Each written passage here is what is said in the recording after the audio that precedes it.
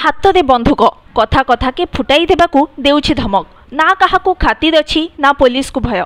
बीच रास्ता दे समस्तंक सामने बंधुक देखाई बेधड़क खेलाउछि आतंक।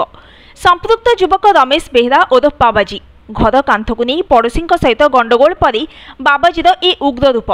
70 वर्षीय पड़ोशी जनक भी तार दादा पाख पड़ोशी कौन घर लोक भी बंधुक देखि भयभीत आउ आश्चर्य मध्य। तेबे अभियोग पर लक्ष्मीसागर पुलिस बाबाजी को गिरफ्त करने सहित ताठारु माउजर और 5टी गोली जबत करिछि।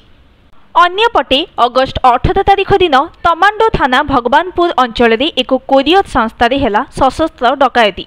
बंधुक देखाई डकायत लुटि नेले लक्षाधिक टंका। मामलें एजाए पुलिस काहाकू भी गिरफ्त करि पारिनी। सेपटे भुवनेश्वर ड्रग्स कारबार ठारू बालीघाट निलाम एपरिकी सुपारी नहीं काम करुवा रश्मि रंजन गैंग को धरिथिला commissionerate police special crime unit. Gang 5 जन को गिरफ्त करने सहित तांको निकटरू 5टी बंधुक सहित विपुल परिमाणर गोली जबत करिथिला पुलिस। किछि दिन तले पुलिस हाथ में धरा पड़िथिला एकाधिक महिला बह कर टंका लुटुवा सत्या सामल। पुलिस ता कार भितरु एक बंधुक मध्य जबत करिथिला। प्रश्न उठुछि केउठु आसुछि एते परिमाणर चोरा बंधुक किए एहार डीलर एमिति आहुरी केते बंधुक अछि राजधानी रे। बिहार और यूपी भली क्राइम सिटी पालटि गलानि कि भुवनेश्वर। राजधानी रे काहा हाथ में केते बेले जे हथियार थिबो काहाकू जणा नाही।